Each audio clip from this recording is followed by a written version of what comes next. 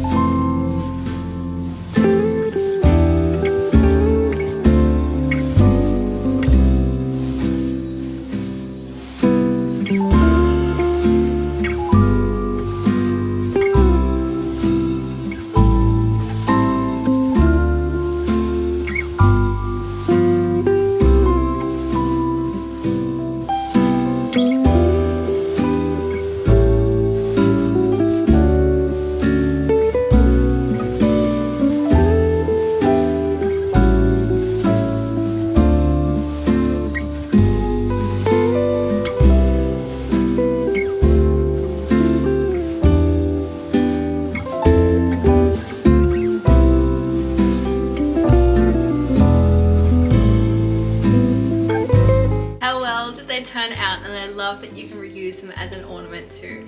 Unfortunately, there might be a few days this week that I won't be uploading, but that doesn't mean there's not going to be episodes still coming out. I'm going down to Sydney for work and I wasn't organized enough to make sure that was episodes all ready to go when I was away. So instead, you'll see a double upload on a few days. In the meantime, if you haven't already seen the rest of my videos, this is a great time to check them out. I'll see you soon.